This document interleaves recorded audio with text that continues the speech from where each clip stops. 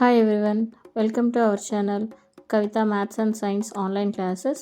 Easy explanation maths and science కోసం మన ఛానల్ని ఫాలో చేయండి. Please subscribe our channel, like చేయండి, షేర్ చేయండి, పక్కనే ఉన్న బెల్ ఐకాన్ని ట్యాప్ చేయండి. హాయ్ ఎవ్రీవన్, ఇవాళ మనం 7th క్లాస్లో 4th చాప్టర్ సింపుల్ ఈక్వేషన్స్ నేర్చుకుందాం. ఇంట్రడక్షన్ చూడండి. ఈ క్లాస్లో ఏ మైండ్ రీడింగ్ గేమ్. ఈ మైండ్ రీడింగ్ గేమ్ అంటే ఏంటో చూద్దాము. ఫస్ట్ మీరు ఏదైనా ఒక నెంబర్ అనుకోండి. సపోజ్ మీరు ఒక 10 అనుకుందాము. మీరు 10 అనుకున్నారు అనుకుందాము. ఓకే, తర్వాత ఈ 10కి 2తో మల్టిప్లై చేయండి. ఓకే, 2తో మల్టిప్లై చేయండి. అప్పుడు ఎంత అవుతుంది? 20. ఈ 20కి 10 యాడ్ చేయండి. ఎంత అవుతుంది? 30. ఓకే, ఈ 30ని 2తో డివైడ్ చేయండి. అప్పుడు ఎంత అవుతుంది? 15. ఓకే, ఇప్పుడు మీరు ఫస్ట్ ఎంత అయితే నెంబర్ అనుకుంటున్నారో అంతా ఈ నెంబర్లో నుంచి తీసేయండి. ఎంత అవుతుంది? 5. మీకు వచ్చిన ఆన్సర్ 5 కదా. సో ఈ గేమ్ మీ ఫ్రెండ్స్తో ఎలా ఆడాలంటే, మీ ఫ్రెండ్ని ఫస్ట్ ఒక నెంబర్ అనుకోమని చెప్పండి. ఆ నెంబర్ ఏంటో మీకు చెప్పొద్దు. ఓకే, అతను ఆ నెంబర్ అనుకున్న తర్వాత దాన్ని 2తో మల్టిప్లై చేయమని చెప్పండి. 2తో మల్టిప్లై చేసిన తర్వాత ఆన్సర్ వస్తుంది కదా, ఆ ఆన్సర్కి 10 యాడ్ చేయమని చెప్పండి. 10 యాడ్ చేసిన తర్వాత ఆ టోటల్ నెంబర్తో 2తో డివైడ్ చేయండి. ఓకే, 2తో వచ్చిన నెంబర్ని 2తో డివైడ్ చేసిన తర్వాత ఫస్ట్ మీరు ఎంతైతే నెంబర్ అనుకున్నారో ఆ నెంబర్ని ఇక్కడ 2తో డివైడ్ చేస్తే వస్తుంది కదా ఒక నెంబర్, ఆ నెంబర్లో నుండి మీరు ఫస్ట్ అనుకున్న నెంబర్ని తీసివేయండి. తీసివేస్తే మీకు ఆన్సర్ ఇప్పుడు 5 వస్తుంది. Okay, this is the game for mind. Okay, మీరు 2తో డివైడ్ చేసిన తర్వాత వచ్చిన నెంబర్ ఉంటుంది కదా, ఆ నెంబర్లో నుండి మీరు ఫస్ట్ ఏ నెంబర్ అయితే అనుకున్నారో దాన్ని తీసివేయండి. తీసివేస్తే మీకు ఆన్సర్ 5 వస్తుంది. ఓకే, ఇలా మీరు మైండ్ గేమ్ అనేది ఆడుకోవచ్చు. నెక్స్ట్ 4.2 చూడండి. Setting up of an equation. ఇక్కడ డెఫినేషన్ చూడండి. Setting up of an equation means changing A word problem into A mathematical equation using a variable. ఇక్కడ వేరియబుల్ అంటే లెటర్, అది ఎక్స్ అయినా అవ్వచ్చు, ఏ అయినా అవ్వచ్చు, ఎస్ అయినా అవ్వచ్చు, ఏదైనా అవ్వచ్చు. A to Z ఆల్ఫాబెట్స్లో ఏదైనా అవ్వచ్చు. బట్ మనం ఎక్కువ మ్యాక్సిమం యూజ్ చేసేది ఎక్స్, వై, ఇవి ఎక్కువ యూజ్ చేస్తూ ఉంటాము. ఓకే, నెక్స్ట్ ఎగ్జాంపుల్ చూడండి. ఇక్కడ ఒక సమ్ ఇచ్చారు. The sum of A number and 5 is 12. ఇక్కడ మనకి ఒక స్టేట్మెంట్లా ఇచ్చారు. ఈ స్టేట్మెంట్ని మనం ఎలా ఈక్వేషన్లోకి మారుస్తాము? With using variable. చూడండి, ఇక్కడ the sum of A number and 5 is 12. ఇక్కడ సమ్ అంటే ఏంటి? ఏవైనా 2 నెంబర్స్ ఆర్ మోర్ నెంబర్స్ని కలిపితేనే కదా సమ్ అనేది. సో ఇక్కడ ఒక నెంబర్ అన్నారు, ఆ నెంబర్ ఏంటో మనకు తెలీదు. And 5 is 12. Unknown number plus 5 కలిపితే 12 అని అన్నారు. సో ఆ అన్నోన్ నెంబర్ని మనం ఏమనుకోవాలి? So let the number be X. మనకి తెలియని ఆ అన్నోన్ నెంబర్ని మనం ఎక్స్ అనుకుంటాము. Okay, sum of number and 5 ఎంత? ఈజ్ 12 అన్నారు కాబట్టి equal to 12. Okay, next sum of number and 5. ఇక్కడ నెంబర్ మనకు తెలియదు కదా, మనం దాన్ని ఎక్స్ అనుకున్నాం. సో ఆ నెంబర్ ఎక్స్, అండ్ అంటే మనం ప్లస్ వేసుకోవచ్చు కదా, ప్లస్ రాసుకొని plus 5, X plus 5 equal to 12. ఇప్పుడు చూడండి, మనం మ్యాథమెటికల్ స్టేట్మెంట్ని ఈక్వేషన్లో మార్చామా లేదా?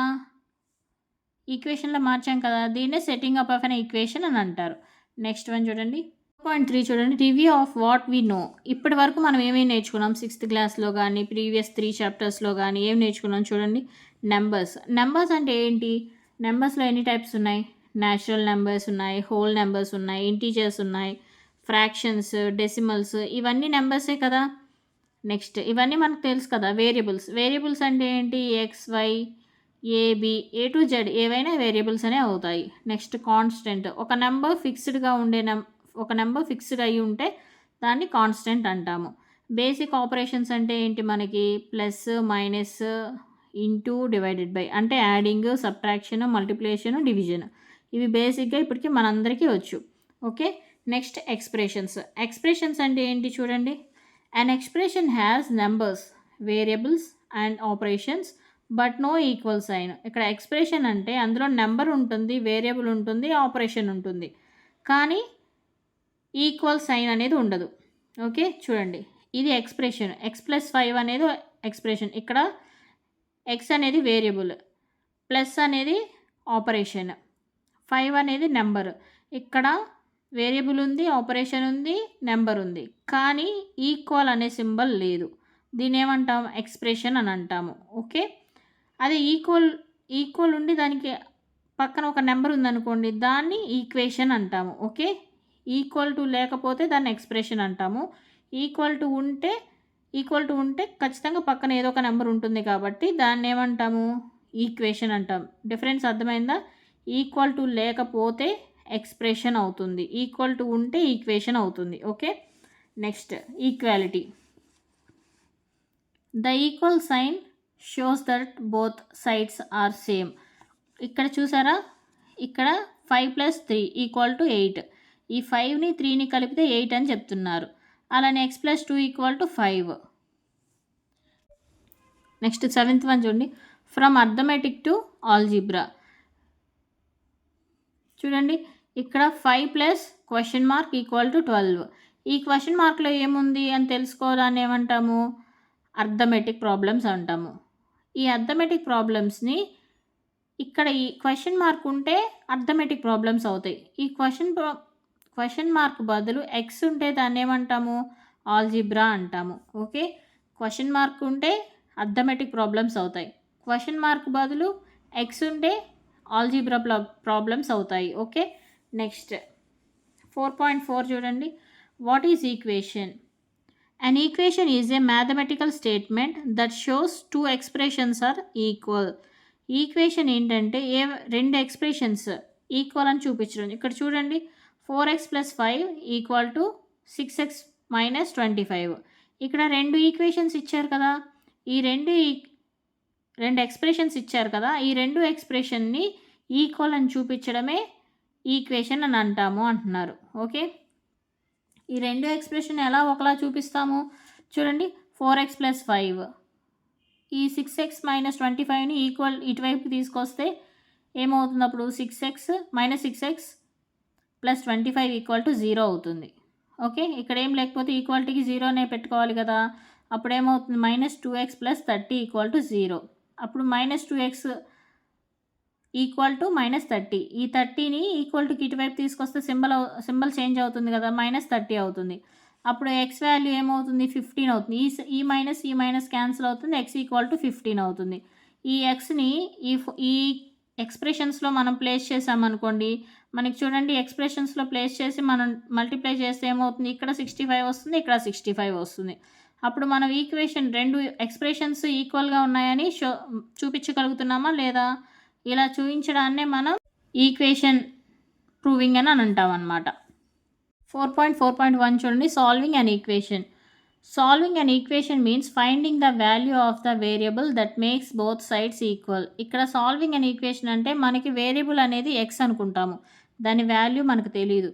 కానీ ఇక్కడ సాల్వింగ్ ఈక్వేషన్లో మనం ఆ ఎక్స్ వాల్యూ కనుక్కొని దాని వాల్యూని చెప్పడమే సాల్వింగ్ ఈక్వేషన్ అవుతుంది. చూడండి ఇక్కడ 2x + 4 = 14 అనేది ఒక ఈక్వేషన్ ఇచ్చారు. ఈ ఈక్వేషన్లో మనకి ఎక్స్ వాల్యూ ఏంటో తెలియదు. మనం ఈ ఎక్స్ వాల్యూని ఎలా కనుక్కుంటాము? చూడండి 2x ఇలానే ఉంచాము. ఈ 4ని చూడండి ఇక్కడ 2x అంటే ఇక్కడ ఒక వేరియబుల్ ఉంది, ఇక్కడ ఒక నెంబర్ ఉంది. ఈ నెంబర్ని ఏం చేస్తాం? ఈక్వల్ టుకి ఇటువైపు తీసుకెళ్తాము. ఈక్వల్ టుకు అటువైపు తీసుకెళ్తే మనకేమవుతుంది? సింబల్ చేంజ్ అవుతుంది కదా, అప్పుడు ఏమవుతుంది? 2x = 14 - 4 అవుతుంది. 14 - 4 అంటే ఎంత అవుతుంది? 2x = 10.